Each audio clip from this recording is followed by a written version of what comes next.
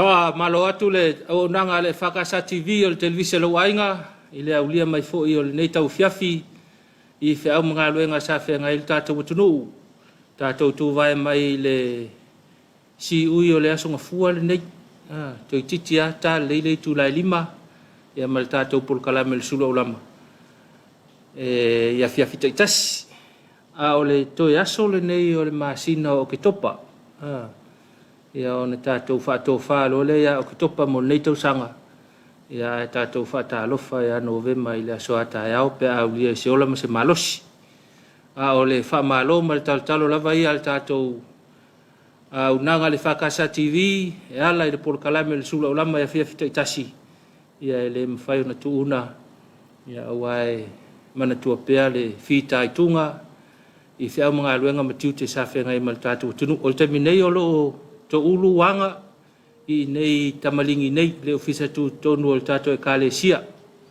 fai fo si vela nei aso ia wa to ulu nei wanga nei vaenga le Afiafi ia tonu fa peni si vaenga o tato tunu ia manisi foi vaenga tau lata mai nei le talfata Ethiopia ia mal tato ofisa tu tonu tamalingi nei ia o to ulu nei wanga ia e tau tali fo ile vela nei aso al fa malo la vai al tato por kalame ia ona al tato tau nu manuia mai ai fe au mga luenga o le nei fo yaso a matanga o le nei va yaso a o le fa iunga ma le aso muli o le nei masina malo le tau pati malo le folau malo le fa toa malo le ona sai malo tau tua ia malo nga lulue i si o tato tunu po fe la le tafa o le ainga o le nu o le tu malo o le malo fa pe foi le kalesia o le fa malo le al tatou por kalame Suluaulama i le nei foi Afiafi ia ma Afiafi taitasi le tu la lima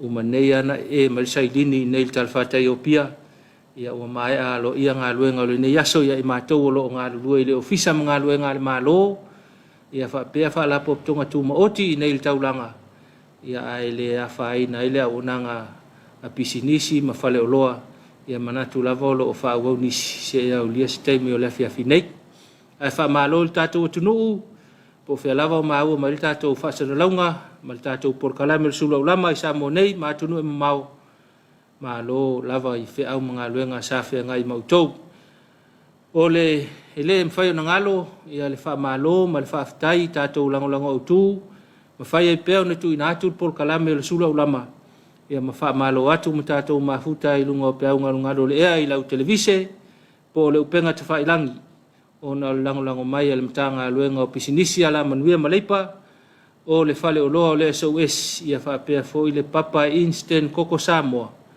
mafai pe au tu ina atu nei por kalame ia Afiafi taitasi malo i tato lango au tu ma le fa tele i le lango pe i le tato por kalame ia Afiafi taitasi ia manatu sa maua se faasilinga malosi ele ngata ile tino i malolonga o le faiunga le vaiaso ia fa pe fo i o le nganga il nga luenga le au fai nga luenga pe a fa pe la le sa ia le lotu sa ia le lotu me mautinoa ia laki o e lua faasilinga malosi sa maua o le tino ma le nganga ia le nga luenga le au fai nga luenga fa pe le tele i lotu lona winga la e faisinga singa misio o e fa i ngal vaiaso e loa vo ala le amatanga o le songa fua pe kau fetoi ia ona le oseki o mai le vaiaso pe a fa pe na misi le alu lotu e ta ua le alu lotu e usu mai le songa fua e mana ia sa wa waku la ku le ia kwal me fa ngofie mele pele o pole mele le fa pe inisi o le aso silo wala songa fua pe ia tangata le ia le lotu le fail tala le o le aso silo le aso ngafua tailo ia se manatu fa pena wa ana lotu maua fa maduanga e lua o le lava o le malolo ia to e maua fa marsianga fa le nganga ia le nga luenga male fol ilon tala le ia le tua ia le nga luenga le fa nga luenga fa malo to lia mai foi masopo malta to fo longa i nei foi vai aso ia mai malo longa le aso sapati malfa ingo le vaiaso malo nga lulu ila to mga lulu mai pea ia wai me mautino ila bamtanga lu nga le malo lo matai tu wino tato sa nga le mu I le mawhai o na malolo la tau, whai ngā luenga wha wau mai pia la tau, se I au lia mai fo le nei taimi ma wha wau o toi pia, I le malolo wha malo atu ai tātou por kalame o le Suluaulama. Wha malo leo whai ngā luenga, mana ngā luenga tele, I le taupatia o le tala le leia le alii, I so se whata whai taulanga, o so se ka le sia, I sa monei mātunu e mau, ala I le aso pai o le atuana nafi.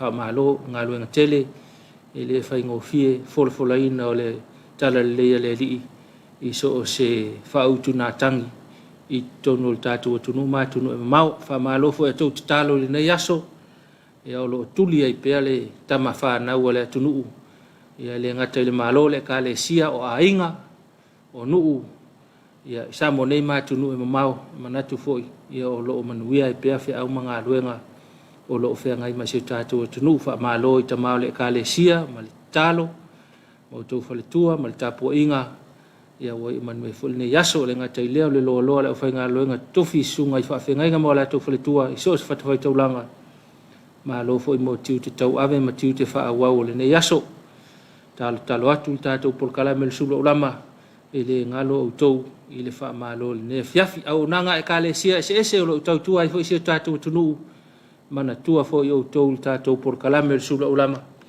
I ngā luenga o lo va lua ma, au nanga le malo, tau tua I fo I sia tātou tunu, I so se vaenga e mo mi ai, au nanga le ka le sia, wha malo I le ofisa tu tono le whakasa, lau whionga le taitai fono, ma le sui taitai fono, maulo whaletua, ia whapea le lau sunga I le whai lau tusi, ma le whaletua, whapea foli te utupe, ma le whaletua le lau le fontele, whamalo mo tiu te whaatino le nei aso, malo le whamalosi, malo fo I le on sa I whi au mga luenga, whamalo fo I le Tapuaiga, lau tamau le kālesia, lau whionga le tamato ina taitai fono, ia whapea fo I lau a whionga le tamato ina whai lau tusi, ma le loa loa, o le lau a fono a tamau le kālesia, whamalo fo I le Tapuaiga, ma talo, tultuli ai pea ngā luenga le kālesia, whapea ngā luenga le atunuu, manu iai tama whanau I so stafa o ngā lulu ai.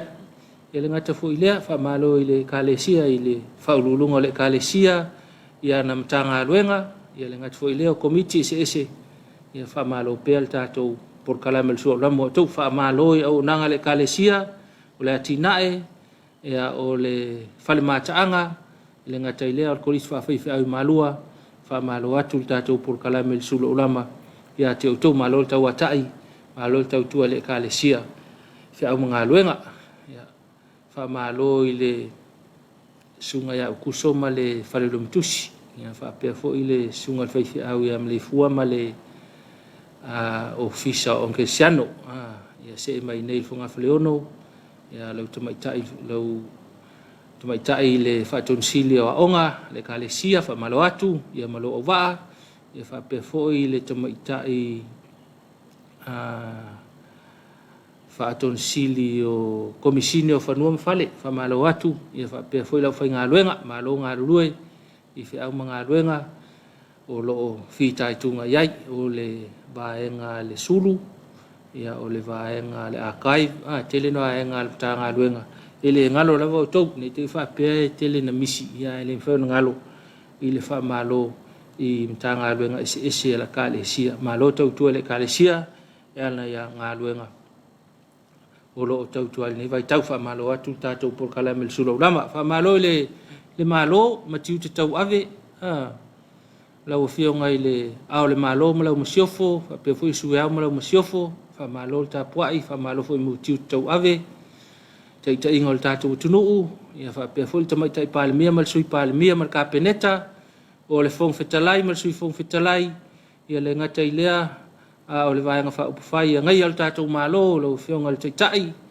ia whapea whai pule ma lava o le fono whai tūla fono le malo Samoa, whamalo atu le tātou polkalame le Suluaulama, whamalo foi mta ngā luenga le malo, whaululunga mta ngā luenga o pulenga, ia mau whai ngā luenga mta ngā luenga tū maoti, ia o pisinisi, ia maso se ati nae, o la utautua ina le tātou tunu, whamalo atu le tautua tunu, ia vai malima ia ngā luenga whai le tātou malo, whamalo mo tiute whaiva, sa whea ngai ia mautou, i le nei fo i va yaso tele nei ngā luenga sa i ele malo na va yaso fa malo atu o le whiangai le tātou tu malo leo sa nganga ma le latou paenga leo le ulua i se lenga le asfarelin te nei ia le ngatai leo le faul faleina o le maota o le ale tātou i tu malo le mo tu chala fai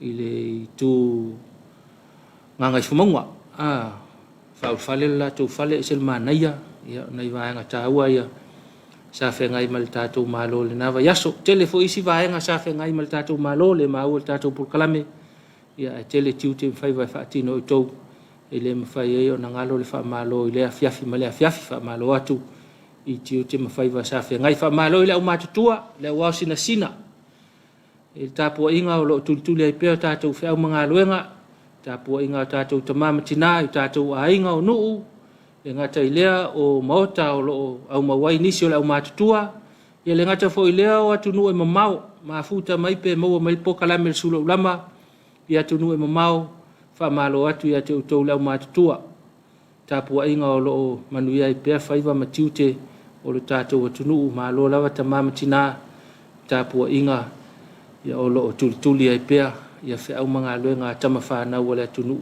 i so se tu ma so se tafa o nei lalang malo lava mo tiute e foi o tau whiau ia o le aso ia e wha malo atu e manatu ia ua manuia le Tapuaiga le ngata fo i lea o tiute sa whenga i ma utou i le vaenga o le fiafi o le aso lea sa a mata ai ia suenga ni so le whanau manatu fo i o le tātou universite papa i ngala ia te langona e whapena fo i le tātou universite le i le fiti o i le alafua whanga solo suenga le neva yaso ma lo lava whanau whiangai masuenga ia o lea lau o mai le toftofonga o le ngaluenga sa whai mai le tausanga atoa ia whaatalitali nei mātua se po le ase tala au mai ia e leu whiangai masuenga ia koe whaamalosi o ngasai fia moe o ngasai vai tu le tasi ya le kamai mea lea ia ua suenga whai o le neto sanga manatu ia suenga o le aonga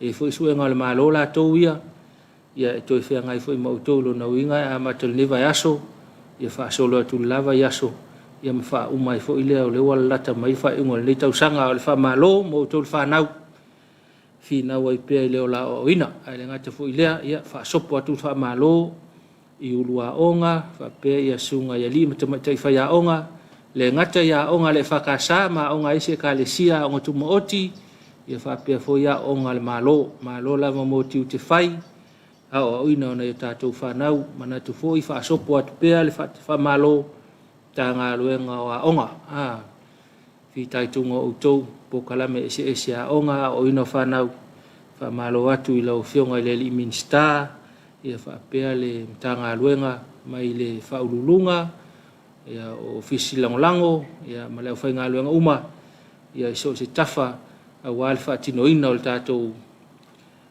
polo kalame o le ao ina o nei tātou whanau ia wala vea to ele whaamalo ne yaso ai whaamalo rosi whanau o sa ile vau sa ifia moe whai len mea onga nei suenga le wa amata ina ia mwhai o na maua lele suenga maua hoi se unga lelei whaafia i mātua o loo whaima o lātou tiu te whaawau le mea leo le momoli o tau tae ao to e mai le afiafi ave i taalonga ave i le tutorial ave i whea ia ai whaatalitali tamama tina i le umanuia o suenga utou ia fia leo tamama tina e le mana o si tau i tau tupe po sesi mea ia maua mai le unga suenga ma naia le unga suenga tali masine ia nei mātua ia i le lātou ngā luenga tele o lo whai ia manatu foi ia tātou on sai ia tātou mātua tātou tāpua ia pēr le alwhai wana i whanau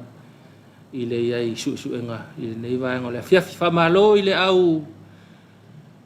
au vaenga le tautuaina nei o tātou ainga le ngata i le tausi ainga ia whapea fo li tau tua vaina o ainga o tau lo tua tu iai ia le au vaenga le tala luma matala itua ngā o mai tua le tūnoa ia o le maumanga o le whango taitai o le ale me whai vai malima atu iei nei tātou ainga ma le taitainga wha malo atu le au tautua malo ngā lulu le aso whai asi vevela le la au te manatu a wha pena e malo lo i le aso le nei te taulau malo lo wa le na e la po e Tapuaiga to Samoa le vaveao lo na winga nga Afiafi wa malo le au fai singa malu tai au toi ta oto ia e pule au to il fatino nga to fe au fa per na ia ma na ia fo ile toi ta pena le tai au o le ma na ia le o ko pule au ko ile fatino nga fe au ngai lo ma ko le osu mai ia e pule le posia ma to le fai nga luenga ia wale mau fo tong na ia nga ia o le fa malo atwai tātou por kalame le Suluaulama ia tātou o lo tautu aina nei tātou ainga tautu atua vai nei tātou ainga inu utua afio anga mai tu malo fa malo lava mo tiu te fa atino le nei yaso bi ia lava le lofa o le tua manatu atau nu manuia fe au manga luenga le o fa longo lava i se afu fa fita fa lave lave e ono fa pole nai tau nu mai tātou fe manga luenga le fiafi o le aso na nafi ana nafi la uli e ia si fa lave lave le na li poti mai o ile enga tele la isi umu pe ya ta wa e ma wona itala ia on tangata ta fa mai mo mai fafo ia lo na winga o so ngalu ta vale le kulisi kongo ta tu tunu o le fa uta le ta vale tulisi tele lopo ai e pa u el ta fa yo le fa sino le tulisi le sa fa ta pula o le ta vale i lungo le awala e folinga mai i le tala na o mai ia o sa ia istangata na poni tangata na afia ini sfala vela velia ia ai mana ia fo ile tu alalo tato por kalame afa peo le mtanga luenga por fala pop tonga le va ia nga ia longo i pe na tulisi awole mai sa oloto le alu ta vale nei ia ia fo itu la fono tato awala e te tau na muli ai la tau na i vaenga na mo le bao ia ni fala lave ia e tu tupu mai nge kewa wa foi wa kausi mamalu ka ko no foi nei tu la fono ai mai la vaenga le mai o so soli ka kula fongo o le mea le pe fale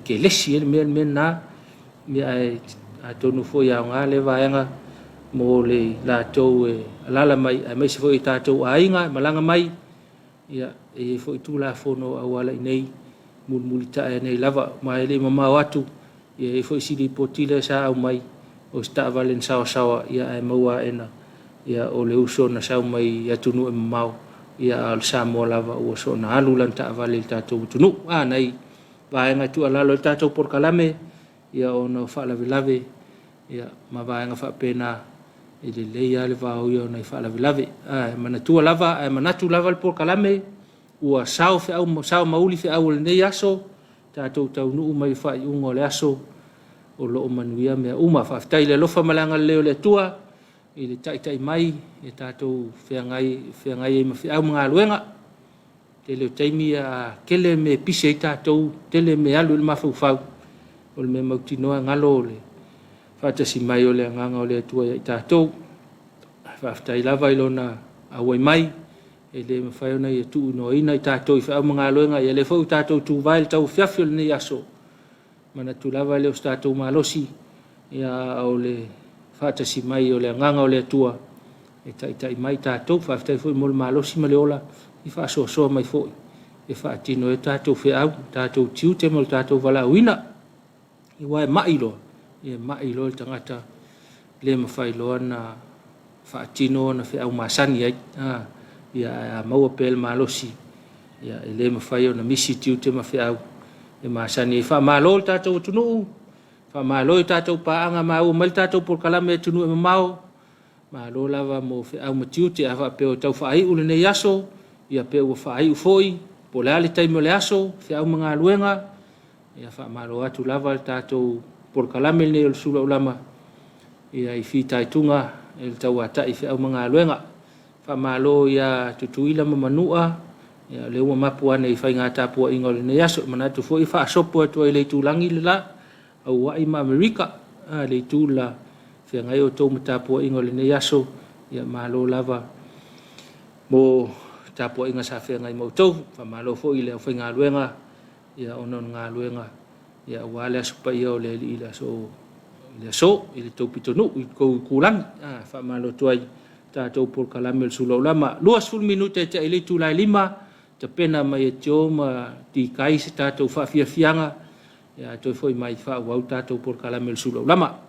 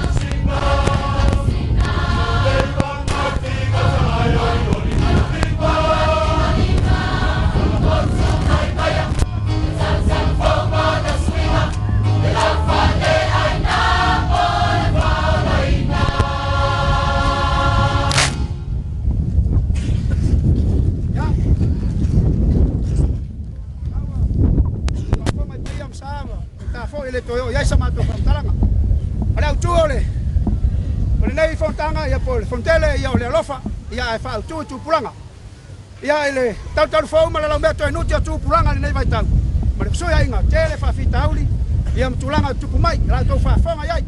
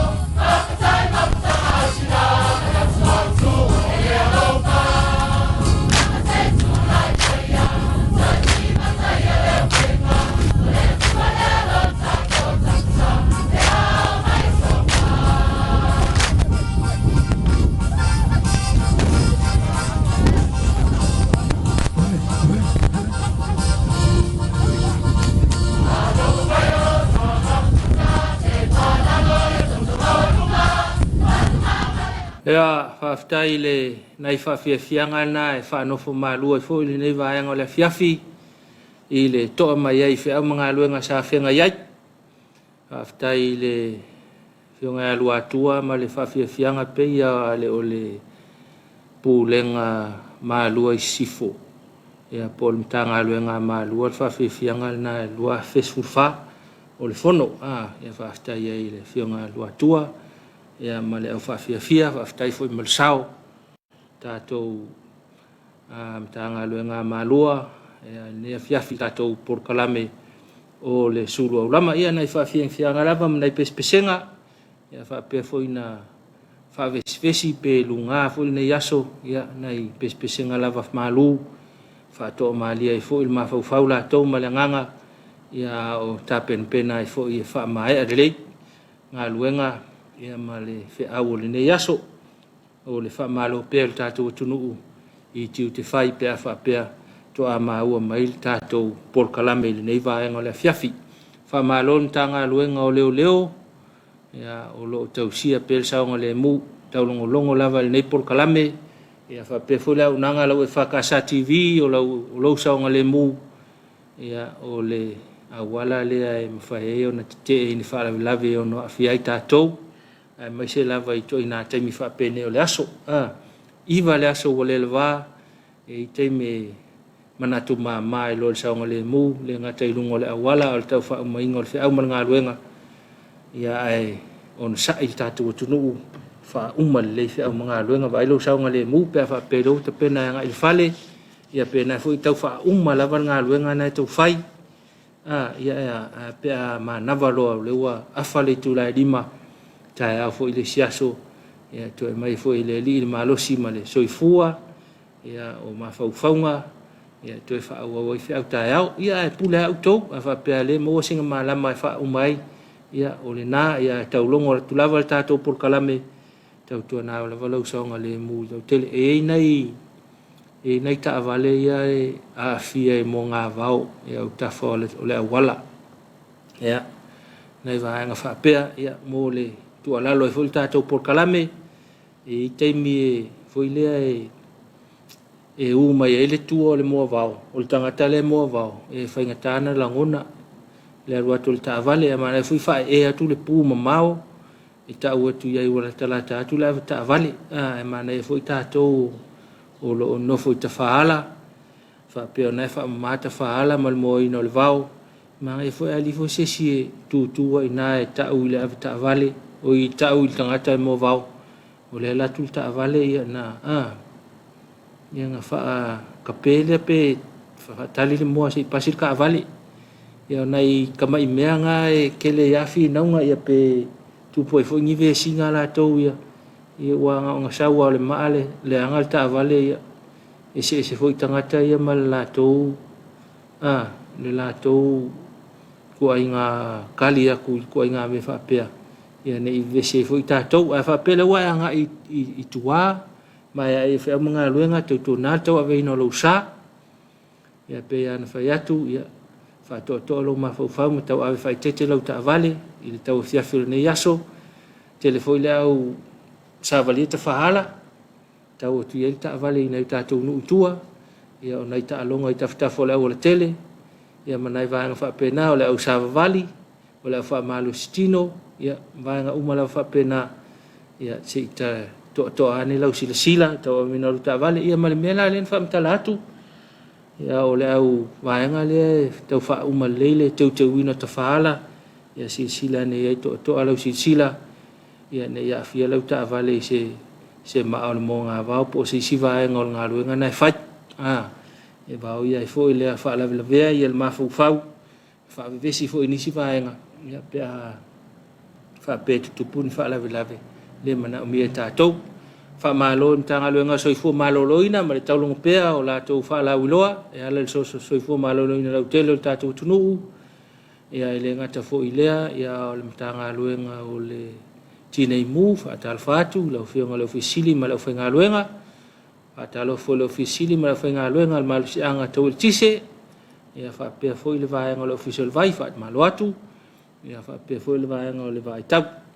ma tai tu level nei taimi ona tau ese mai fo tau ile ma engal va tau mulinu fa malo mo ngal fa wau ia e tau longo el tatu tunu i talo tau le taimi le taimi fa ftai nei tanga luenga ia tai tu lava il tatu sanga le mulo tele ini va enga o afia el tatu tunu i lona au tele sau se makangi kaululun mafui va enga fa pena ia ona imtanga luenga ia o lo tau la mua lava va ingol tatou saunga le mu fa malo atu le ngata foi tiutel ne yaso ia o tiute fa au pea ia mo le saunga le mu la tele o se tatou tunu ia saunga le mu lava ia tatou nga luenga fai to tele ia talo lava mtu lalo tatou por kalame a saunga le mu o ilunga la wala mal me foi la nga luenga ia manatu foi ia saunga le mu ila tou lo o si manga le na po la tatu ia te oi le saunga le mu ia me mautino foi wale saunga le mu foi ia ila tou lo la tatu ia te oi po la lava la nga luenga tau ave la ta vale nei tu lalo na tatu por kalame ia se i tau tu na ne si tatu tunu ia le va nga fa pena ma lo tatu to Samoa ne yaso mana ifo fai fia ia tatou fi au ia manuia fo tam fai ngana tatou tam fa na me mautino la ia pe ia le wo fia tu tatou ile ko da fai no o le polarang pe ia a mata ile solima so no fitu alo no winga fai ungol va yasol nei malam tangal va sfo ia o le solima mala so no mala so fitu novema Yalo no winga fai sina pisi o le vai aso le la sa nei le ngatel ta longal man Samoa ta longal ta to fitu ia fa pe fo ina i ta longal ta to Samoa le fai ngofie pe ia o le tau fo linga mai la ta alo ta to matonga tonga na malo nei ia Cook Island le atu kuki ivas fulumon tupu na malo ai tonga lo na winga alu lungal malo si la o tonga ele fai ngofia la ta longa ta to ya lo talia ya po ai tu lu ai ile vaengal na ion ta alo le ma engelani pe na ta longa na o lo fufu mai ile va so asau ate langona ya fa nga so lo tu ta to por kala mele nga tono le va yaso mau tu ai foi fa nga ta malo ta po ai se ta to tunu mai lava yona au tele e kalesia o le malo ia malilo lo tatu tunu ia manatu na la pol ne yaso e tapu ai e tau faingal tatu to Samoa e fo inisi sa pelesa inei il tarfata yo piana nafi e fa ilol la to lango ta po ingol ta tu au fa malo ile fa ya nga mala ofisa manuel ta po inga ta tu tulu ya manuel fo ile al faiva ta mafana wol ta tu tulu e ala fa nga tama o le laka pili ki o lo ia ile vai tau ya le voina to titia fa inga le pe uli pe fa pe ia wai ka ko ngofo inga ia fia al pe uli to titia fa inga al pe uli ya pani fa ingol va son nei ya fa pe fo ta longa Australia maskotilani ko kiki fo ya fa le ton pe ya kasi ai malo Australia mana ya nei va tua fo ia ta to fa ingol va ya so no fo fa le ia ma fatalitali nei ta alonga ia malolo e fo ile ai fa singa malosia o alo i malolo ngol fa ungol va yaso to nalo sa ngale mu afa pele wai to pena changa i fale ia to nalo sa ngale mu fa malo ave ta vale ave pasi ave ta vale la iti o ave ta vale pasese o le loli o le ave kiliva po le ali to ngata vale fa malo fo ia o le tau ave la vale o ta vale fa malo lava mo le fo ile fi au matiute ai me se lava ile va ngale avta vala pasese malo lava mo o le tau ave ino tatu tunu i fi au mga luenga ai tau nongo lava tatu por kalame avta vala iti mana ya ai pikir pasese le tulanga saunga le mu ia mato tu le pasese le va nga saunga le mu la o le tele kele ka ko nga fai mai al pasese ko ka nga ku ka ngua lu ngola wal kele tu le pasese ne ya Afiafi fa lave ya ona tupu foi le va nga na le na mi ta to ya fa pe foi le ave pasi ya to si silane le pasese pe fa pe le wa nga il malanga mulmuli o le va yaso o le ne yaso malanga mulmuli le va yaso ko makal va yaso malanga mulmuli le yaso fa to le malanga mulmuli ya tau no manuia fa tali me tatou nu mafio anga nei ainga ile tau nu manuia tu fa nga malanga o le nei foi va nga le Afiafi ya manatu ya ile lava lo nga ai foi lo le fali a fa pele te yuta tau fa nga foi le paolo le Afiafi ya mana ya foi ya ai mana ya lo tultuli mal tatou fa nga lo tu Afiafi pele te yuta ya te pena lo nga yane fa tali tatou fa nga lo tu Afiafi le foi to titi ta pena mai le tula ono fa malo le ku ka mala nga sese ya manatu uma le sua vai le Afiafi ya le sua vai se fa ali ful ne Afiafi ya le ngata fo ile ya sina ku kama tamato ka pisi ya pola fo se ku ka tal fo ile ne ya sora to ya o le si va nga fa mai ya ma nga singa me mama singa falawa ma singa ko lesa ona lena malo sil tau samia nafi ya mana ya ful na ya ai fua foi oi ya fai lese tau saminga la ma tua la to ya la ma tua ya mana mia la wal tamana to al mo ya ka ko le malo si mana ya la me mama fai singa fa aful ne Afiafi ya la tu lo le la vel me mama na ya fa pelete nga e fai sau fa malo stino Afiafi es ful mana ya na tonu mal na fa tonga ya ole ngalo fai sin fa malo stino a mesia ya ta to le sa ngalo lue masa fa il ne yaso ya sema se taimel ne Afiafi ya fai sin fa malo stino sin ngalo nga fu il fale nga fa pena ya fai sin fa af tau longo lava na ta to por kalame mal so fu malo loina ya ona ole tele onai fa ma e lo la ve ta to le maua ya sa mana ia sina su na se leni o le langolango ina o le tatou vaenga le kanesa ia ma le ping topa i le whaenga o le vaeson te anei ia maua i sina se leni e ftosoani fo i le whaalaulo ina o le whaamai i o na afianga ia i tatou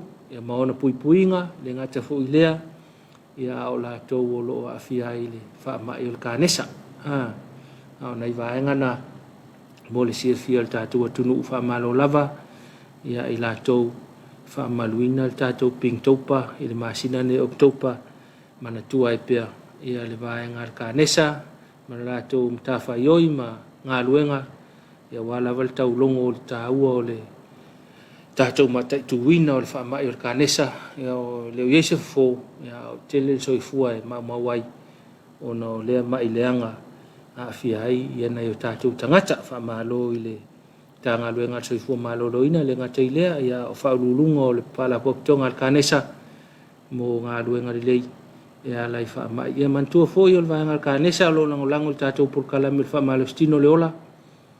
Ia, ina ia... Mai le fiongo fale lupo, e ala le lato pesi. Malolo ina, e ala i whaamalo stino. E manatua o lewa, tāpena mai le tātou whainga loto Afiafi, tā le tūlai ono, ia e peo na masani ai le tātou whainga loto Afiafi. O le tātou tofi, o le sunga i le whawhengainga ia atamilo, ma le e whakasai o tahuhu, o le pūlenga manukau sifo, i le mtanga luenga manukau, ia i New Zealand, le ua i le tātou whainga lotu, i le nei foi mai aso. Ia leu ta pena mai, tupulanga talavou, ia mo nei whawhiawhianga o le Afiafi, o pesipisenga whaaleanganga, ia le ngata foi leo nei vivinga o le atua, e whanofo malua i foi, lau whafongafonga, ma lau mai moa whafongafonga le nevaenga le Afiafi, ia tali ai, e le tātou Tapuaiga, peo na masani ai le tūlai ono, i le Afiafi. E tau ia ona whamanaina le atua, lau whafonga mai moa, ia le ngata foi lea, al tāpenanga al tātou tofi, ina ina alu aluloa le upo al tali leia le atua, ia tātou toa foi ai, ia wala vasinga ma vesi le nei aso i te au mga aluenga, tātou toa manga lava i le tala le leia le atua, ia malana soso ani mai, e toi maua le tātou toa fui le mu, whawhiawhianga tupulanga talavou, bivinga o le atua, tāle i tua lai ono, tātou whainga lotu, sunga le whawhengainga ia atamilo, ma le whakasai o tahu amaea, toi foi mai whauau tātou porkalame le Suluaulama.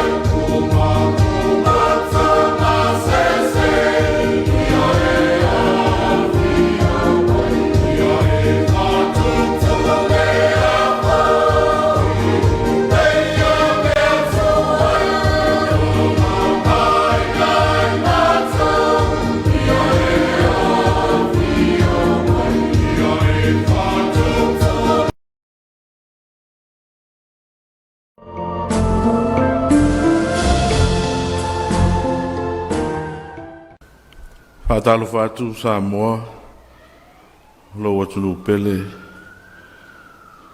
a me se foi le whaasau saunga, le nei Afiafi.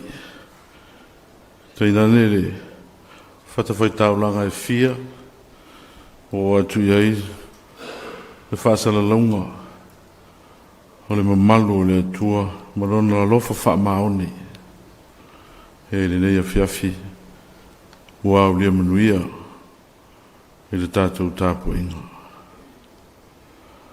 O maia se o tātou Tapuai i le atua. Ua tū mau fo'i lo mātou whātua tua i a te o tau. O lo mātou i loa, whāpei o na whātasia o tau i tīngā. E whāpea fo'i i le whaamāwhana whanaina. Se tātou te tālo, mo le nganga pa ia, tātou ifo mo te tālo i le atua.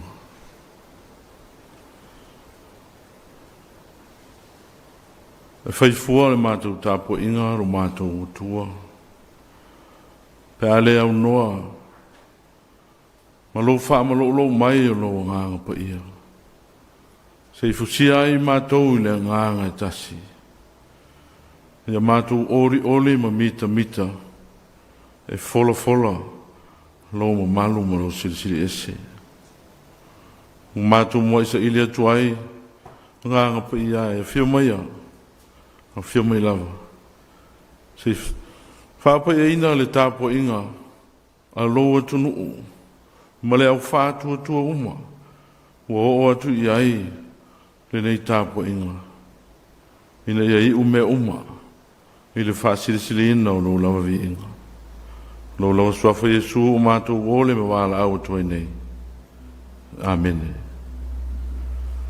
Vi inga o le tua, o saunia tātou te pese ai.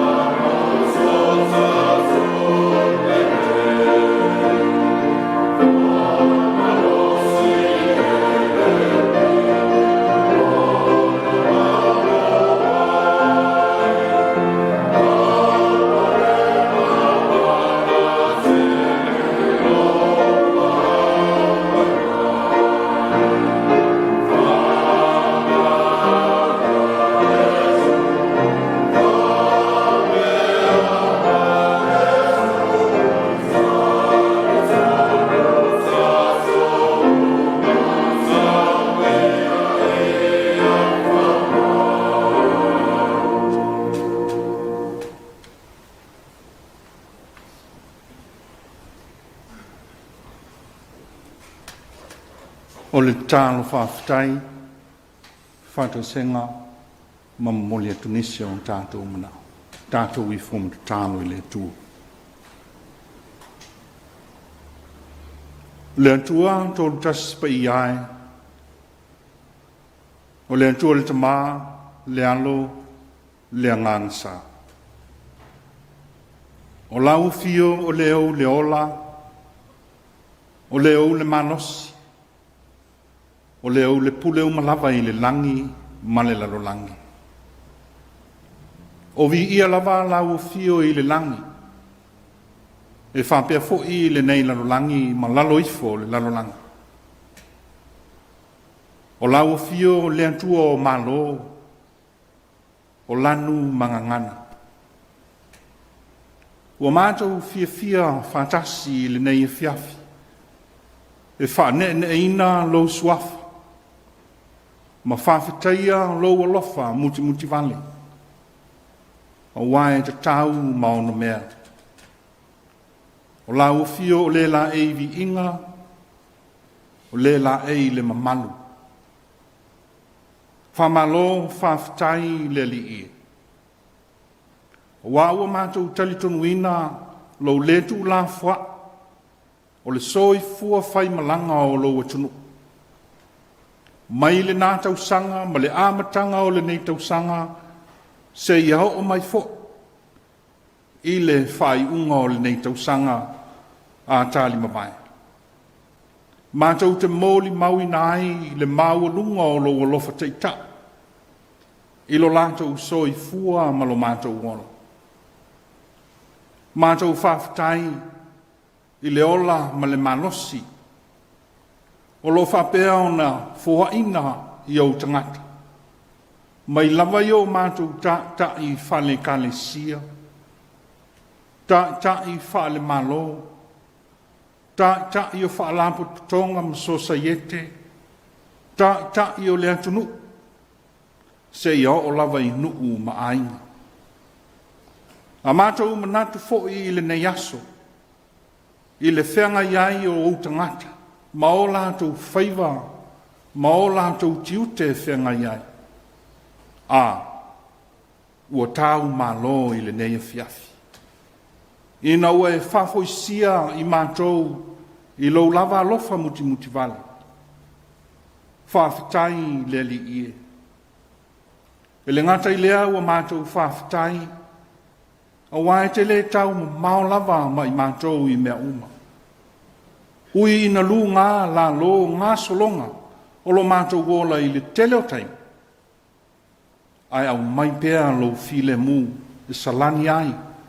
Ma taita ina ai le soi fua whai malanga o lo mātou atunu. Mātou whawhitai o mātou ta. E le ngata i o mātou ta i whale malo, whale kalesia. E o lava i o mātou nuum ainga o e sa lātou whata oto le a la fua. Ua mātou sāma vali ai nei. Ma mātou ta o lo sili ese. Ia lava la o fio le antua le tama. Mātou whawhitai fo. I le tele o au tāleni. O loa whaasa fua ma whaasa vala i au tangata. Ai ale au nanga ma le tautua i lo finangana. I so se vai panoa ua ngāru ai i lātou e ātia le manuia o tangata lau tele. Mātou te whawhitai lea li ie. E le ngata fo i lea mātou te vi i lau o fio. A wā o lau tamau ainga ua whaasafua mo i mātou. Ua le whaamativa in lava Samoa i se metas. Ua e whaatamau ainga ina e le ngata o fua o le lau ele. O le ngata i whale. O le alofa ma le anga le lei mai atunu i whafu. Ai mai se foi le Pasifika. O naia mātou pāanga o lo whai mālo whaatasi mai mātou. Mātou te talitonu le li ie. O lo alai manuia mo i mātou teito tasi umala. Mātou whawhitai lo mātou li ie. Ina i o mātou ainga. O e o lo o ngā lulua i le hati na. O lau whanua. E ina ia mautu le soifua i la le tinu. Ai le ngata fo i lea. O nā i o mātou whaia onga o e o lo au tauina na ia mātou whanau. Ai le ngalo ia i mātou. Le tautua matavela. O lo tauti ngā ai le whai a wā ma le nofutani. E le ngata i tua i le tūno. Ai whapia foi i le asu vai. Mātou te talitonu le li ie. E fōringa e whatau waa ia i mātou ia mea. Ai o le au nanga ua o. Ina ua mātou talitonu o le whata i ta inga lea na e tuu mo i mātou. I le apa vai, ma le apa whano, ma le ia soloi. Se ia o mātou au nai, i o mātou uso a tangata. Mātou whawhitai, o na o loa nganga pa ia. O leo lo whai matai tei tama i lo mātou wola, i le tele o taimi o lo mātou wola. Ai mai se i tu aso e taua wai, i na vai lo mātou whātua tua. Taimi e taua wai i na whe meme hai i mātou ma le mautonu. A o lana tua lalo, ua mātou mauai le mautinoa. Ma mātou māpua tuai i o au, i le whesoasoani a lo lava nganga pa ia. Whawhitai i au fionga, o lo whapea o na o ina i pea i mātou, o le sulu i o mātou vai, ma le malama i o mātou wala. Mātou te whawhitai e sili meo, o no Yesu ke viso, lo mātou wali i ma lo mātou whaola. O ia lava, ua sa mai lona soifua, ina ia le whanu se tas, e whātua tua i ate ia, e ia maua leola e whawawau. Tu maulava i lau fio le vihinga, le whamanu ma le whanetanga, nei e whawawau lava. Lea li ie, mātou te tau tino lo mātou lea o ngā i o luma. Ina ua mātou mauti noa, lo mātou o ese ma lo finangana. Tō i laro popo lo mātou wola, e le ngata i lea au a mātou a mionga, o a mātou tū maanga, e amata lava i o mātou ta, whale malo, whale kalesia, vaenga ese. E masepu la mātou savana. E se la mātou tautala. E le whamaoni o mātou loto. E whaatumutumu lima o na mātou ngālu lue. Leli ie. E ati lava lausil whanga i o mātou loto. Au a mātou sulu whaiatu i lau fio. I le sātau rokemiso. Ina ia whama ngalo ina i mātou. I le muti vale o lo nā lofa tūnoa. Ma toi avatu ai i mātou i le mawhatanga whaavavau ma lau fio. E whapei o na iai le āmatanga. Tamai, o lau lava fio na e whetalai a Yesu ke riso aise mea, mātou te mana na oai. Ia mātou wole atu, e ala i lona suafa. Mātou te mua i mana tua si o mātou o tunu. Samoa i ona tai, malana whainga malo. Mātou te tāno leli ie, ia iai lau mana, ia iai lau pule, ia iai lau amia tonu, i ona vaenga ese, ina ia taita ina ai, lo mātou o tunu, i lau amia tonu ma le whamsinong tonu, ma ia vi ia lau lava swafa. E le ngata i lea o mātou tai whale kalesia, ma le kalesia kerisiano umai to tonu le atunu. Ia iai longa lofa leli ie. O la lātou ngā luenga fola, ia whai mea unga ma le loto atu. Ia whinaunu i lau whamaoni, ai maise o lau whamsinong tonu. Ia mātou maua whātasi le whātua e ola, na ia mātou wola i pēr, e vi ia lau lava suafa. Manuia si o mātou o tunu, i ona ati nae ese. Tau mo whainga ua, tau mo whai i ai le malo, ai mai se fo'i nai whaalako tutonga, so se iete ma company unga, ia ngāru lue whātasi, mō le manuia o i mātou le li ie. Le ngalo fo'i o mātou o tunu i whafo, e olo langolang sua, i le ngalo lofa mai i tutonu o mātou o tunu, mātou māna tua fo'i i lātou, ina ia o lau whamanu yanga i lo lātou soifua, atoa ma lo lātou ola. O lātou tiu te fo'i, ia whapea o na tautoa luaina e lou lava mana.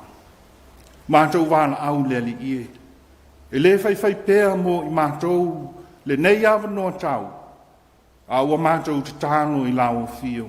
Ia te tala ina pēa au whamanianga mo i mātou i so se mea. I nā ia mātou whanau, o mātou ainga, o le tautua i so se ala. I nā iātangia le alofa o lau fio. A mātou whanongolongo foi, i se upu e tā pena ina mo i mātou i le nei Afiafi. Ia tō fasi le tau whalea ngāna.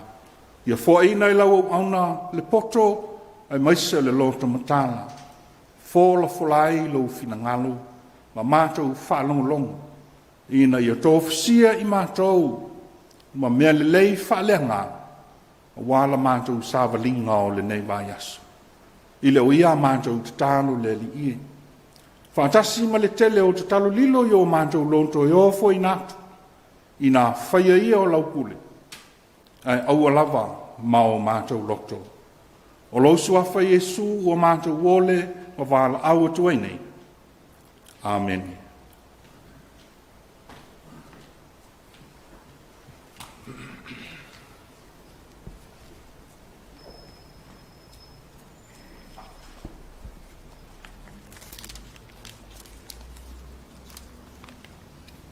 O le whaita wina o a whionga pa ia le atua.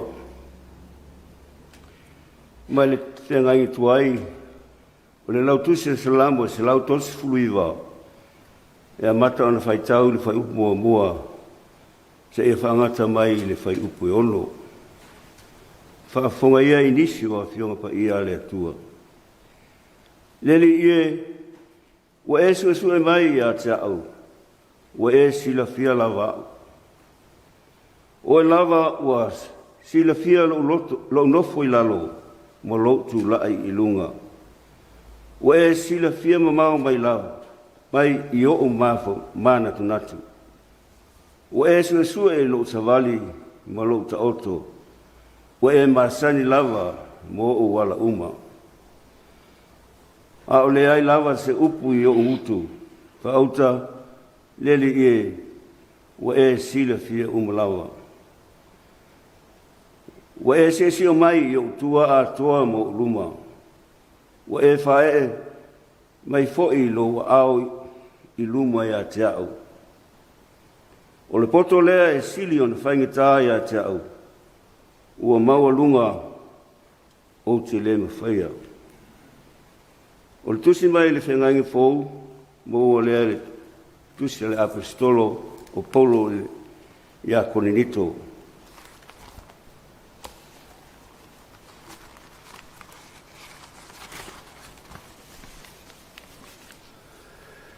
O le lua kolonito mata opu mua e mata mai le whai upu e fitu o le whai tau a e whaangata mai i le whai upu e se fuluma le lua.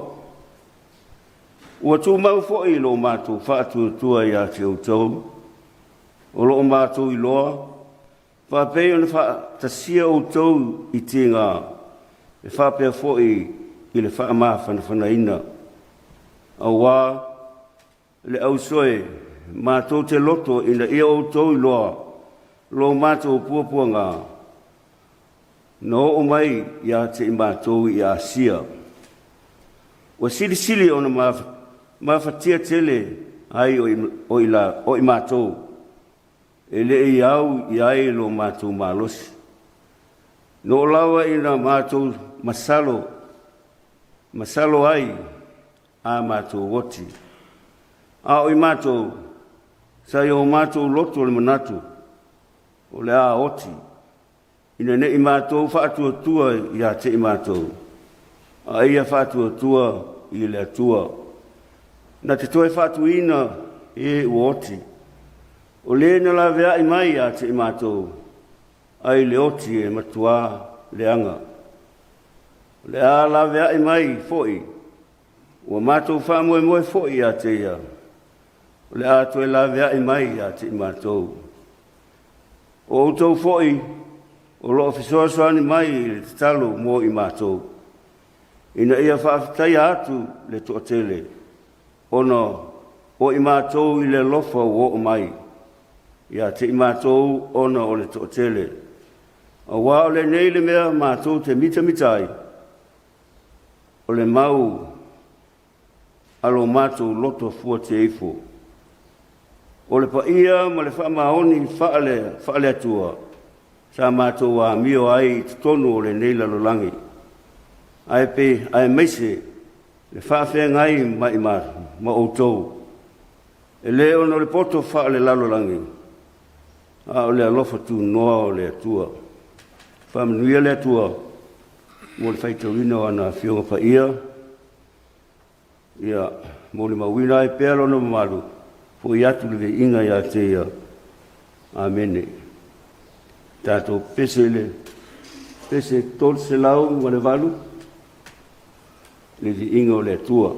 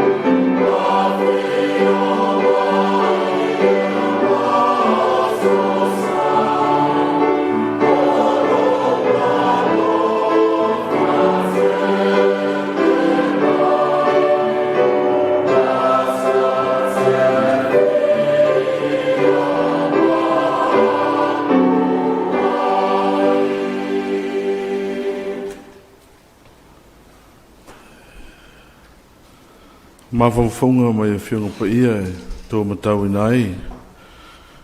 I tātou ni nei Afiafi. O le launga e suafo le atua le tamaa, le atua le alo, ma le atua le ngang sa. Amene.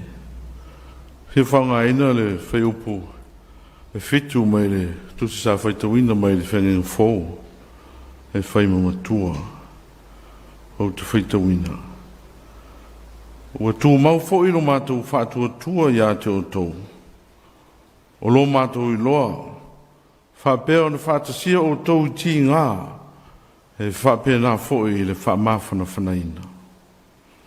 And our hope for you is firm, because we know that just as we share our sufferings, so also you share in our comfort. Tātou wholofola atu ke riso, e ui I whainga tā ma whanoanoanga.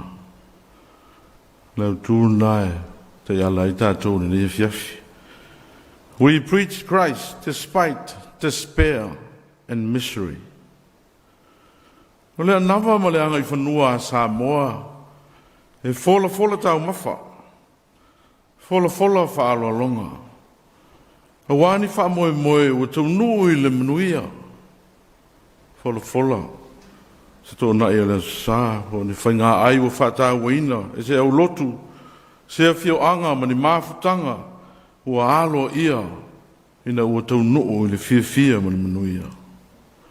E mawhua na wha ilo, o na le maua lunga o le whina ngalo e fola, mea ua sāu nia ma ngā pātia, e le tangata, mole talinga o le sua. E le ngata e le malu o le kalesia o whio anga. Whapea foi, leo whainga luenga le tua. Ma so se tasi wa wala au lia I se whamoe o tau nuu le manuia. E muli mai ni oli I mani foli. E ua susua atu lava I le wa ai wha le mawhau. Le fia tau sami.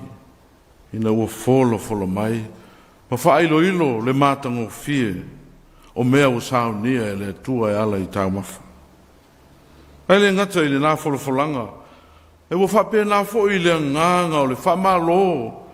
O le whawhetai ua whausia. Ona o au maanga le lei na whawhao. Ma whawhaliu I nei tau mawha e tele. O le maa au ma le milo sia ua ofoina. Wa te le tonu o le folofolo ina ma le wha lau I loa. Ua tau tupu o tau tamali. Ua tupunga e le loto fia ma le loto whawhetai. Ua manatu ai lea. E moni ai upo le whaisalamo. O le ua fia I nā pese ia. A o le ai lava se upo I lo ngutu. Whauta le li ie. Ua e sila fia mea o malava. Ua te tonu. O le nganga lea o le tangata Kirisiano Samoa. Na whatupu ina ma musu ina e le nganga o le atua. Ua o le whaimea sili.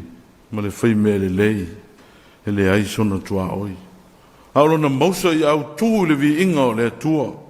Le fola ina. O lona anga le lei. Ma te tonu le wha moe. Ma le si le fia o le tele o wha lave. Wha moe nga o le Samoa. E umaloa. Ona langona leo le leo. Whawhetai le atua. Whawhetai ua tini le wha moe ua taunu. O le nganga. A taua le whawhetai ua vi ia le atua. Ona o le whatinonga. O le wha moe. O le tinga ina I le Samoa. O le mere lea. Mo le vi inga o le atua. O atoa I ai. Lona fia. Ma lona manuia. Pete iane. O le tusinga a Paulo sa whaitawina. O lo au mai ai se ata whanoa noa o le apostolo. Ila na whainga malanga. Faamisionare ya CATT. Ona o afianga. O lona o langa. Na matua whanoa noa ai. Lea u whamatala ina. Ile tele o teimi. Sa whata ia I ma popo ngā leo langa. A o vea I pea o ia ma ave fua keriso. Le apostolo nu ese pe o na lawe no ai. Mai ai le. Heu poe walu. Na matua mawhatia tere o ia. O le au iei lona maa losi. A tua ma le au malanga ma masalo ai. O le au o mai le oti I a te ia mai lato. O whaasolo atu ina malemo. Le whātua tua o Paulo. Ona o matua whāno no ai lava. Le o fole luma. Le whala e whaai loa na mawhitianga. Au le lunga o le ola wala wina. E alu e fola ma tā lai le talere lei nu ese. Paul has experienced problems in life. His life while preaching the good news about salvation through Christ. He had lost all hope and despair. As we all know, despair is one of those words we don't use every day. Because if we talk about despair, we talk about feeling down, sad, or even depressed. So despair is a whole different level of life. Pea tātou tala noa Ma mafau lo loto le tu ai ngā whanua noa lea. E a fia i uma i tātou o ai ngā whanau. Le si o mianga e manatu i le whaingo fie. I le whaingo fie e fo i a Paulo o na fola atu ke riso wala te au o le whaaratanga. I tu waso e mawhatia ai ma o le whanua noa whapea. Mō Paulo ai ia i ngā ruenga i a si e titi. I le teli ni tala ne tusia koronito lo whamawina ai. Lona ti ngā ina. Au lo whamawina tusia ngā ruenga i taupa suruiva. Lo whamatala ina ai. Lona pōpua ngā iai. Lona ngā iatu i Efeso. Lea wa ingoa nei a Turkey i nei asu. Ma la unga ai le fola. Le fina ngalo ke riso. La unga atu i tangata o nu ese. Wa nei lava i Efeso. E tā pua i tangata uma. I le atua fine e ingoa i a tiana. Le atua o le masina. O le lato o tua lea. Le atua o lo tauta ua ai Efeso. Whamai o le tiana i Efeso. Au Efeso foi o i tangata ingoa i a Timotiu. O le tauta ua i le ngausia ina o a rio. O ia foi lea. O na whaia a rio. Ma tua i tutonu o le malu o tiana. O na pōlenga o le nei tangata whaia a rio. A whape ofi mai le tala le lei lea. Ia ke riso o loo fola e Paulo. I tutonu o Efeso. O le ale ainisi e tāpua i le malu o tiana. O le a molo au atu. Le tā ua. Ma lona tauta ua i le ngausia ina o le a rio. Ai mese lava. I lona ta mao a inga. O le a wha i titia. Peter Iane. E tusa i tusinga i le kalesia i koronito. Na ulu ma tā whalau. Le la unga le a Paulo i Efeso. Ka mai na tua tele. E na li liu i a keriso. Ai mese lava i le au poto lea. E ngā lua ina. E ngausia ina o le a rio. O fusia i la tau. I le nganga o le atua. O le toi fo i le malu o tiana. Hai manatu la. O le ngā ruenga fola lea Paulo. I ona teimi whaungatā. Ma ona whaanoanoanga. Lea ua tau. O tau ai o la penga. E pei o le mua ngana. O tongi pātau i le ave.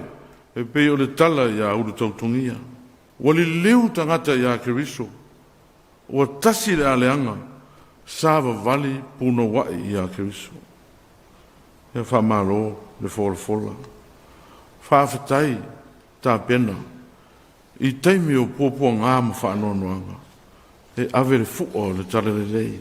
Le loto tele lea mo le whātua o Paulo. I le atua o le o ngā ruenga. I le i whaititia. I lea i tu waso mo lea tausanga. I le whinga o le ngā ruenga tālai. Mori mau tutu. Tusi nea koronito. I lona tau. Lona lua a Paulo. E whapea. Nā whātia. Whawhia i le moana sausau. Sa fia ai ma fia inu i te leo aso. Malulu ina i le pō e vela sia i le au. E la matia i le vau. E manu fe au i ma le au ngā oi. E le maua se malulu. Peter Iane. O anga tau sili ia le tangata wha maoni. I le ngā ruenga fola le. E alu e fola. Le keriso manu malo. Pau mai luma. Pau mai tua. Pua ngā ma wha noanga o ngā ruenga. Ai alu lava. E le foi. Le anga o le tau tinonga. Le anga o le tofinga. Le anga na vala wina. E alu e fola le keriso. Le alo pele o le atua soi fua e totasi. E whi mai e Paulo. I ona taimi. Pua ngā. Au wā le au soe. Mātou te loto ni au tau loalo mātou pua ngā. Na o mai a te mātou i Asia. Sa sili o na mawhatia i mātou. Ele iau iai lo mātou malosi. Na o lawa i na mātou masalo. O le a mātou oti. Tau solo muli le ola wha mo moe o Paulo i le tua. Ua aina i le wha anua noanga lea. Manatu a whai o Paulo o le apostolo tofi e le lii. Na tofia e alu e fola, ai le tonu. Tare tonu e whapena fu se vai vainga. Le are au iei lo tātou whamoe e fola. Wa le malo si anga lea o le whanono anga lo loto lea, despair and depressed. E whaatumu lia ai le loto ma le mafau i mea e to i lalo o mea le anga uma. O le ila mase mea le leo tutoe, peto e tupu mai ai, o le to e mawhai ono wha le leia, le mafau o whaatumu lia e le whanono. Losing hope in preaching Christ is despair. But Paul himself, as an anointed apostle of God, has to rely on God only. O le whamoe moe, le ama le whalango lango peo Paulo i le tu. Whaawa wai, le ngā ruenga tālai. Fola atu pea keriso, e ui, o ne ti ngā ma ni whanono. Pāpere te tālo le whaisalamu. Le pese le whatusalamu, le tu wae, o le sila i mea uma, sila maia, i le ngā luenga whaatai tai e lawa una. E loa le lawa e tā vita, o le atua e sila fia mea uma, o le atua e malosi, o le atua e sila, i lauso i fua ma lau foi ola. Ai maisi ai o lana mea alofa, o lona whaavanoa ina, o lona mamalu, ma lona alofa wha maone, ina i tātou i loa ina, ma mau ai lo tātou file mumon. Le aile mawhai ai o no tātou alo vau, ma ili sila whangapa ia, le tu ai o lava i lo tātou no nofo i lalo, le tu lai i lo tātou tā oto, o mā natu na tunga mo tātou wala uma, si le fia le tua. O si o luma si o tua, e le tua i teimi uma, me le lilo ai, i tātou i lana si le whangapa ia. Le asa tātou wanga, o le asa tātou tū ma se anga lotu. Se asa anga i whanua ma se whaalo e fola atu ai le tua, e ala le kiriso lona anu pele. E au si le fia e le tua, lo fina ngalo, ma lo foi loto. Whaia tātou folanga, whaia mo se vi inga o le tua. Le sila i foi le tua, i le loto, le tutusa i kolonito, i lurua i tusinga Paulo, fe vai ai le kalesia.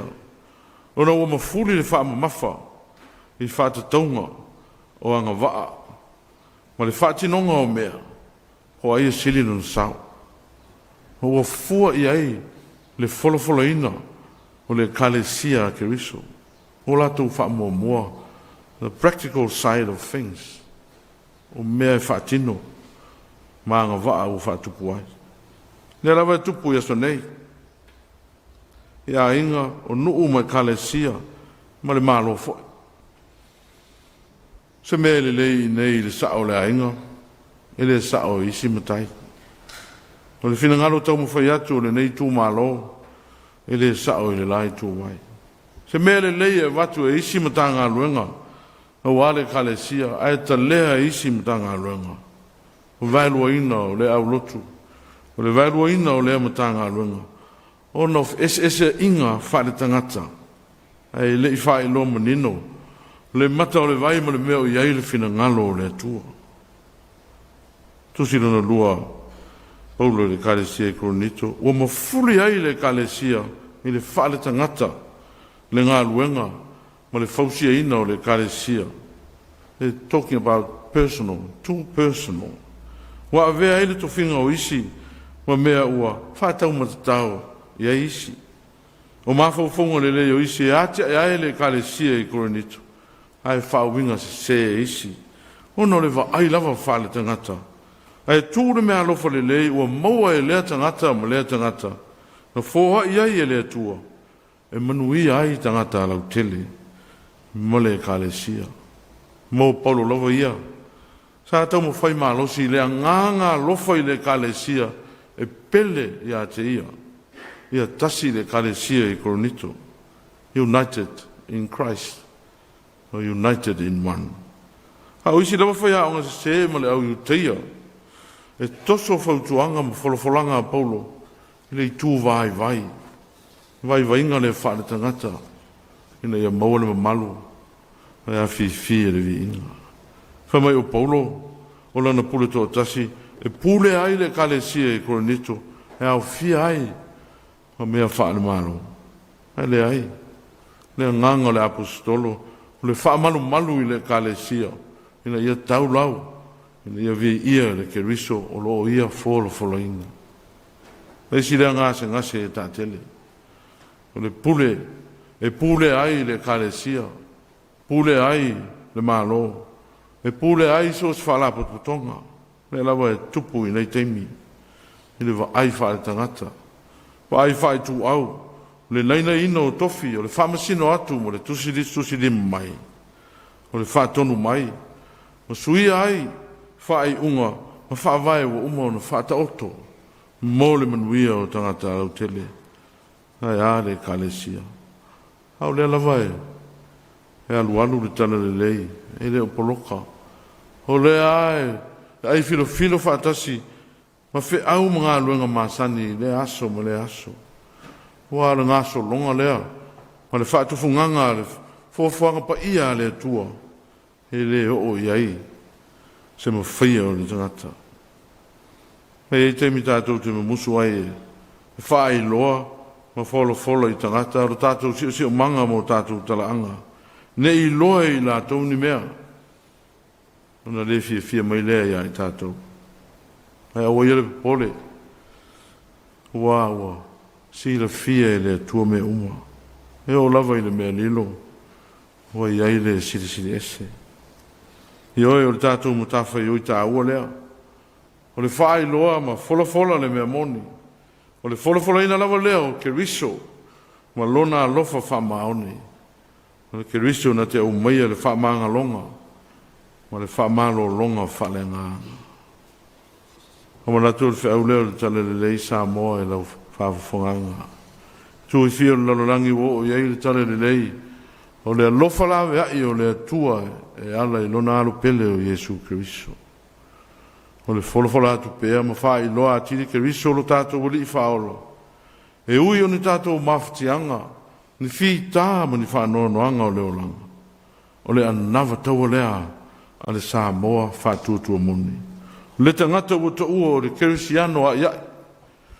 E le fiu e tā lai ma whaeiro atu keriso. E le fiu e amu le sātauro o keriso. I aso uma o le soifua. E le tautulia. Se I e suma o walu le malu I le asa. Ma le asa. E le whaatari se I whaamole mai.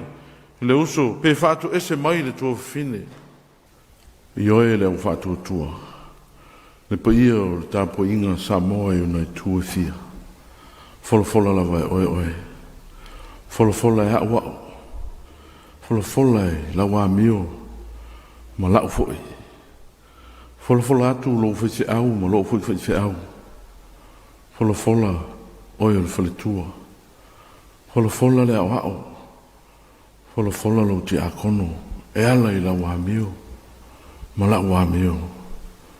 Fola. Oe o le tau le elea, o le talavou e tua I ai Samoa. O le tamaitai. Samoa moni. O atangi ai. A meo wha keriso. Le a meo wha le atua.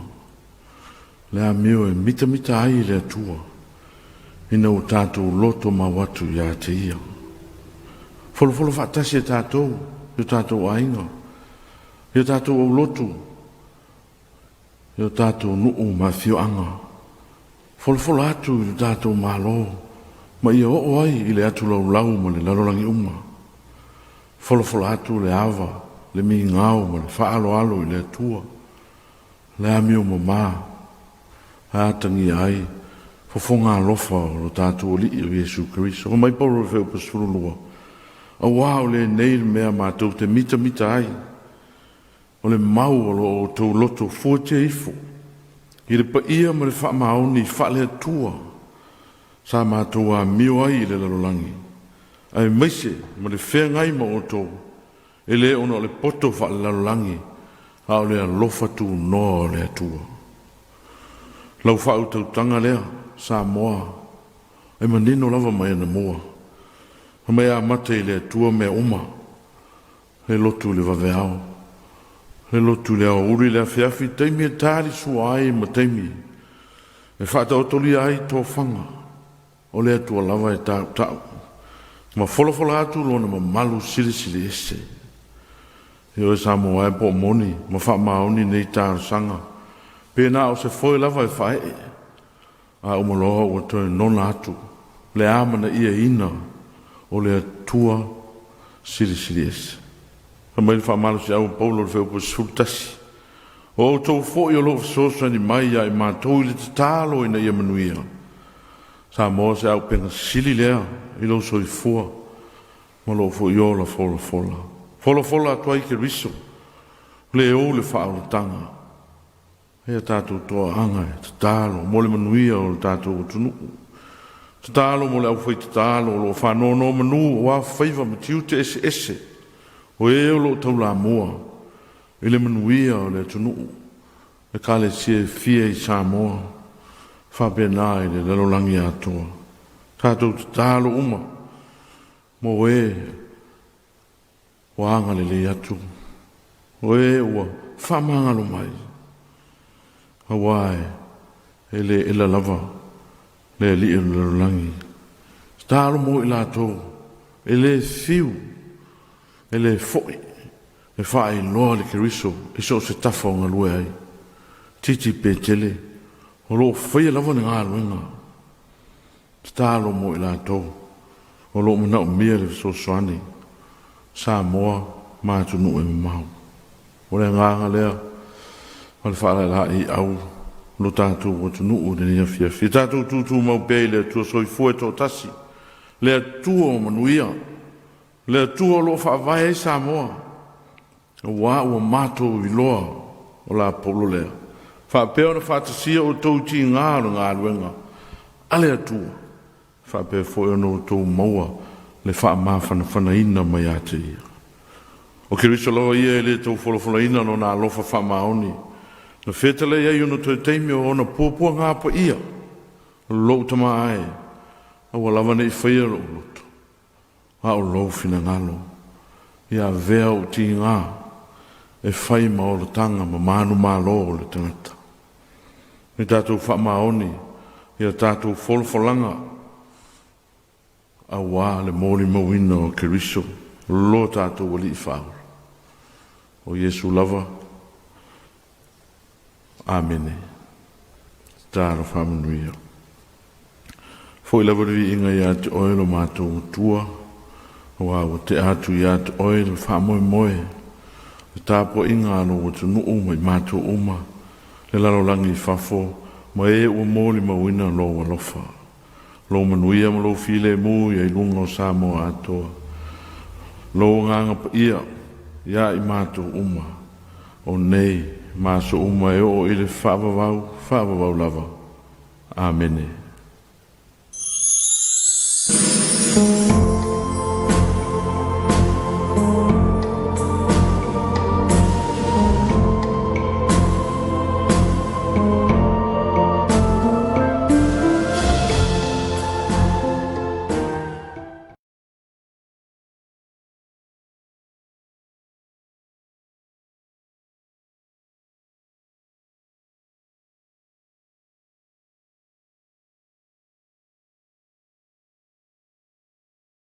Manato leua tongi pātau le maa ave ia le tātou Tapuaiga o le nei Afiafi ia ma le fitaitunga a le sunga le tātou tofi le sunga le whawhengainga ia atamilo ma le whakasai o tau ia ua nofo maua fo le tātou tunu i le whiau momoli mau i le talelei ia e ala i le launga matango fie ma le tāpenanga a le tātou tofi ma le kalesia leo e pele nga whaafteitele i lau sunga i le whawhengainga.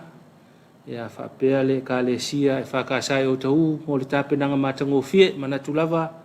Ia ua tapena lava whaafine toanga. Ia le tāpenanga o le tātou Tapuaiga whamalo talo ia whaamaloa fo i la unga ma le upo le fola le talelei tō matau waisi o tātou atunu i le umai fo i o whiau mga luenga i le nei vaenga o le aso.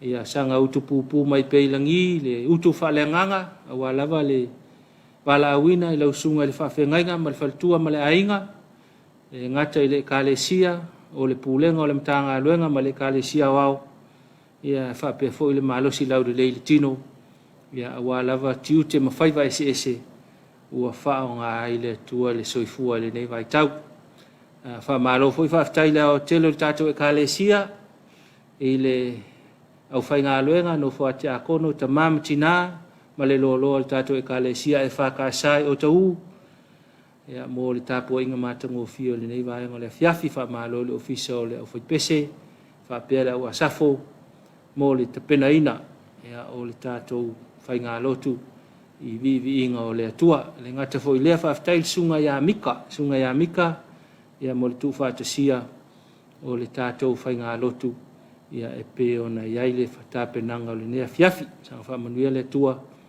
i tiu te mawhaiva o whenga iai le ngata i lau sunga i whawhengainga ma le whatua ma le ainga whapea fo i le au te tele o le tātou e kalesia i o tau pe ona i le tātou Tapuaiga e whamalofo le Tapuaiga lau sunga le toina ia le ngata i lea o le whainga luenga tofia le tua mo tofa le tua i kalesia le ngata i le tātou le ngata i tātou pulenga i manukau sifo whapea fo i tātou pulenga i manukau sasae manutanga luenga manukau ia o le tātou whainga lotu i le nei vai aso whamalo lava mo Tapuaiga le ngata fo i lea alwhenga iai mi tātou whainga lotu mata mai i la sona nafi whamalo atu fo i le tātou au nanga le whakasa TV o lo iai nei whasesilanga ia ma whasalalanga whalau i tele ia taulongo le tātou atunu u mau le tātou polkalame whaafonga mai moma iai a maea ia whama toi fo i mai whaau au tātou polkalame le Suluaulama. Of the General Secretary, Employment Opportunity. CCCS is inviting applications from qualified individuals for following position. Position Internal Auditor. Salary will be commensurate with experience and qualifications. Type contract is for 3 years renewable. Location CCCS Central Office Tamalingi. Closing date 4 p.m. Monday 31st October 2022. Job profile. The appointee will come under the direction of the Church General Secretary. The Internal Auditor ensures that the effective system of internal control is in place and complied with at all times, and to advise on policy and/or procedure changes as appropriate.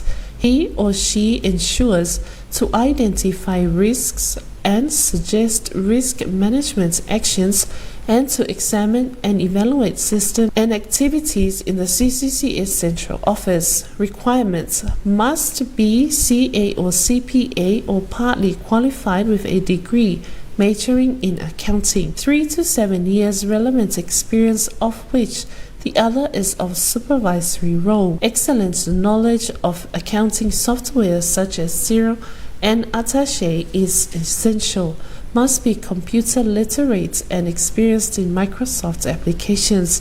Experience in church accounting, non-profit is essential. Must be neat, well organized and able to meet deadlines. Understanding and respect of accounting body code of ethics is essential. Job descriptions can be uplifted from the General Secretary's office at the John Williams Building, Tamalingi. All applicants need to provide verified copies of qualifications and an up-to-date CV, 3 respected referees with genuine contact information, and a letter from your church minister. Please mark all applications Internal Auditor and address to the General Secretary, Congregational Christian Church Samoa, 5th floor, John Williams Building, Tamalingi, Apia. Reverend Wavatau Taufau, General Secretary, CCCS. Ngaulu fale lua fe luas malelua, ikolisi mawalulunga. Ifasile sila fa alalo atu le paia malimamalo maatua. Ifia fa aulu fale o lato walo ikolisi al EFKS, mole te usanga fo lua fe luas e fulu male tolu e fa pea. Le afaia le su ngaulu fale mole wasenga iwa, ile asu to ana i 5 Novemba, lua fe luas e fulu male lua, ile iwa ile tayao. Unofuanga e fayai, Hall kolisio malua fou, hall kolisio le ulumoinga fou, hall kolisio tua sivi. Mea onga ma pepa mo mia, vase, peni, pepa whanau. Tutongi o le suenga, lua se fuluta la, male fa alolo lava fa atonua onga. Employment opportunity. CCCS is inviting applications from qualified individuals for the following position. Position Chief Accountant. Salary will be commensurate with experience and qualifications. Type contract is for 3 years renewable. Location CCCS Central Office, Tamalingi. Closing date 4 p.m. Monday 31st October 2022. Job profile. The appointee will come under the direction of the church treasurer. Chief accountant performs the general accounting and financial statements reporting of the church. He or she ensures that the church produces timely, accurate accounting data and financial reports, as well as complies with CCCS policy, public accounting standards, and government status. Requirement: must be CA or CPA or partly qualified with a degree majoring in accounting. 3 to 7 years relevant experience, of which the other is of supervisory role. Excellent knowledge of accounting software such Xero and Attaché is essential. Must be computer literate and experienced in Microsoft applications. Experience in church accounting, non-profit is essential. Must be neat, well organized, and able to meet deadlines. Understanding and respect of accounting body code of ethics is essential. Job description can be uplifted from the General Secretary's office at the John Williams Building, Tamalingi. All applicants need to provide verified copies of qualifications and up-to-date CV, 3 respected referees with genuine contact information, and a letter from your church minister. Please mark all applications, chief accountant, and address to the General Secretary, Congregational Christian Church Samoa, 5th floor, John Williams Building, Tamalingi, Apia. Reverend Wavatau Taufau, General Secretary, CCCS. So ngaulu fale lua fe luas malelua, ikolisi mawalulunga. Ifasile sila fa alalo atu le paia malimamalo maatua. Ifia fa aulu fale o lato walo ikolisi al EFKS, mole te usanga fo lua fe luas e fulu male tolu e fa pea. Le afaia le su ngaulu fale mole wasenga iwa, ile asu to ana i 5 Novemba, lua fe luas e fulu male lua, ile iwa ile tayao. Unofuanga e fayai, hall kolisio malua fo, hall kolisio le ulumoinga fo, hall kolisio tua sivi. Mea onga ma pepa mo mia, vase, peni, pepa whanau. Tutongi o le suenga, lua se fuluta la. Male fa alolo lava fa atonua onga.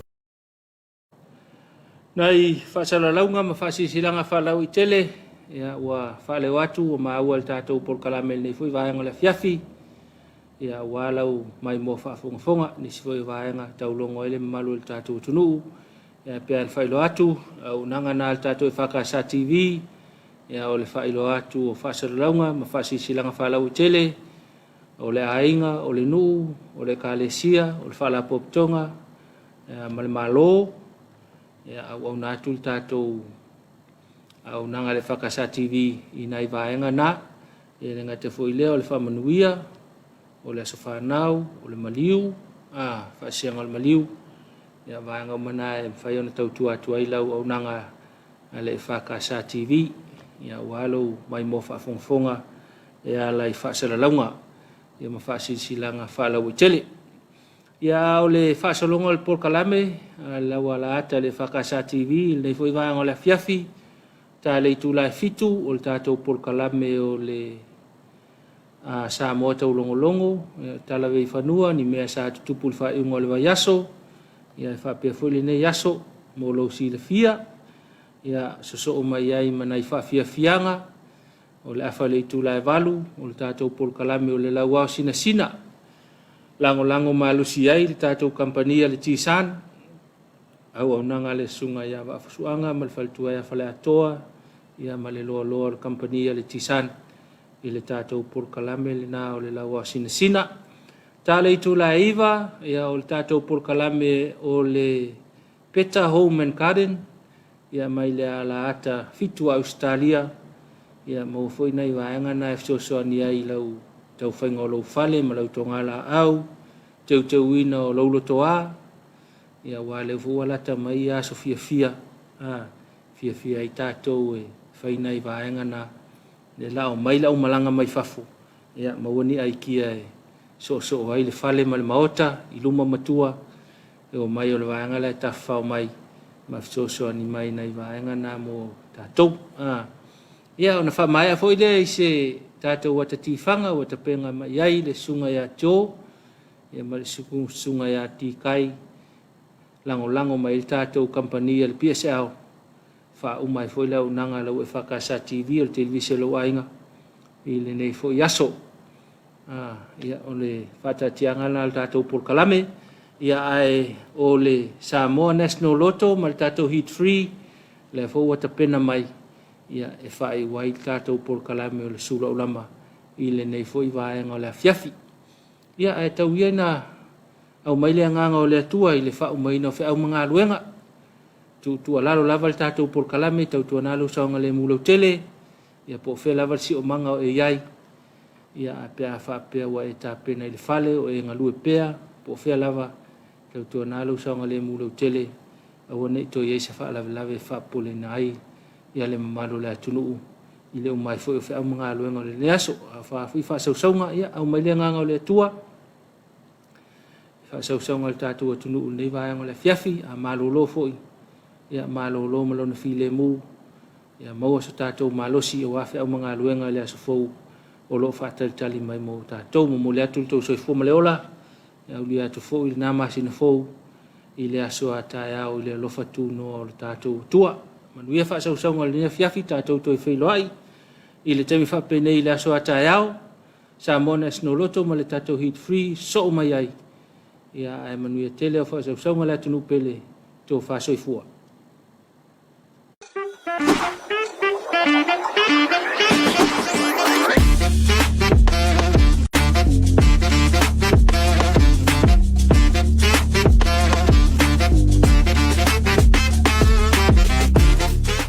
Talafalava Samoa le nei tula le aso, o ofa taimil tātou sei masani, lo Samoa National Hit 3, ilona sei numera fitus for matasin day, fatasi mai whai mali malon malo, awasi aki no tātou maa. Au whanga solo se aki no tātou maa, na whamnatu masani ava noim whaina e ta alo mai eima sa ili mai so lucky, ava no mo mole straight, tolu numera sasao, box, tolu numera lucky sauce whaatulanga ina, back pair, numera sasao e lua le pitoi tua, lucky one, o numera e tasi le pitoi luma, male combo, o numera lucky e tolu sauce whaatulanga ina, e au fia e male straight. Ele nau mai ana se akina tātou maa, whasau ni se peni ma se pepa, whamau i nai tātou numera lucky mani ele mate.